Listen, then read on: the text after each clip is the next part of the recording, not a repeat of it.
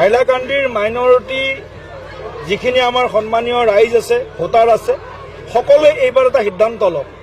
কংগ্ৰেছৰ যিটো বিভেদকামী নীতি, যি তুষ্টিকৰণৰ নীতি আৰু সকলো মগনীয়া মৰক, কংগ্ৰেছৰ নেতা পাল নেতাৰ পেটকেইটা ভৰক, এই যিটো তেওঁলোকৰ 50-55 বছৰ চলি আছে, তাৰ বিৰুদ্ধে সংখ্যালঘু জনগণে এইবাৰ একেবাৰে একত্ৰিত হৈ ওলাই আহি উন্নয়নৰ পক্ষত, গাঁৱৰ ৰাইজৰ স্বাৰ্থত, গ্ৰামাঞ্চলৰ উন্নয়নৰ বাবে তেওঁলোকে NDAক সমৰ্থন কৰিব বুলি আমি আহ্বান জনাইছোঁ।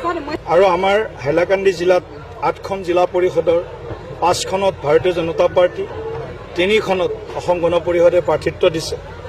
আমি NDA হিচাপে 8খন জিলা পৰিষদ আমাৰ দখললৈ বা ৰাইজৰ আশীৰ্বাদেৰে আমি জয়যুক্ত হোৱাৰ বাবে আমি চেষ্টা কৰিছোঁ। আৰু আজি ৰাইজৰ যি ব্যাপক উৎসাহ দেখিছোঁ, ৰাইজৰ স্বতঃস্ফূৰ্ত যি সঁহাৰি আৰু সমৰ্থন দেখিছোঁ, তাৰ পৰা নিশ্চিত হৈছোঁ হাইলাকান্দিটো যি পৰিৱেশ, সেই পৰিৱেশ একেই ডিব্ৰুগড়তো, একেই নলবাৰীতো, একেই কাছাৰতো।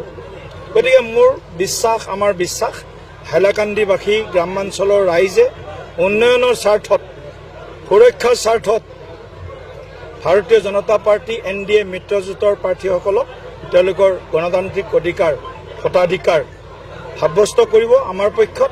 আৰু আমি হাইলাকান্দি জিলা পৰিষদো আমি আমাৰ দখলত আনিবৰ কাৰণে সক্ষম হওঁ। গাঁও অসমৰ ভোট কিমান পাৰ্চেণ্টেজ ভোট পাব আপোনালোকে আশা কৰে?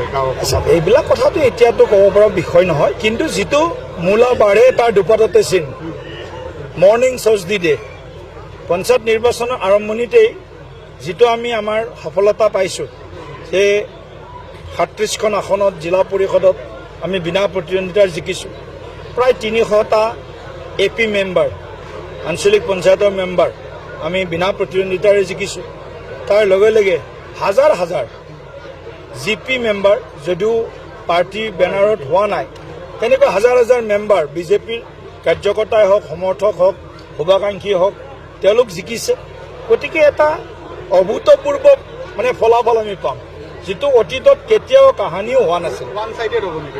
তেনেকুৱা ফলাফল আমি পাম বুলি আশা কৰিছোঁ। হাইলাকান্দি 5খন জিলা পৰিষদ মেজৰিটি ভোটাৰ হিচাপে আছে, কিমান? চাওক, মাইনৰিটি মেজৰিটি এই কথাটো আমি বহুত বেছি গাঁৱৰ ৰাইজৰ স্বাৰ্থত ব্যৱহাৰ নকৰাই ভাল। এইবিলাক শব্দ কংগ্ৰেছৰ শব্দ, মাইনৰিটি মেজৰিটি। কংগ্ৰেছে সদায় মাইনৰিটি মানুহখিনিক ভোট বেংক হিচাপে লৈ এপিজমেণ্ট, তুষ্টিকৰণৰ ৰাজনীতিৰে তেওঁলোকক যিমান শোষণ কৰিছে, বঞ্চিত কৰিছে, ভাৰতবৰ্ষত কোনো ৰাজনৈতিক দল নাই যে মাইনৰিটিক এই ধৰণে তেওঁলোকৰ অধিকাৰ পৰা, প্ৰাপ্যৰ পৰা তেওঁলোকক বহুত দূৰত ৰাখিছে। গতিকে মই মাইনৰিটিক মানুহক বিশেষভাৱে অনুৰোধ জনাম, হাইলাকান্দিৰ মাইনৰিটি যিখিনি আমাৰ সন্মানীয় ৰাইজ আছে, ভোটাৰ আছে, সকলোৱে এইবাৰ এটা সিদ্ধান্ত লওক। কংগ্ৰেছৰ যিটো বিভেদকামী নীতি, যি তুষ্টিকৰণৰ নীতি আৰু সকলো মগনীয়া মৰক, কংগ্ৰেছৰ নেতা পাল নেতাৰ পেটকেইটা ভৰক,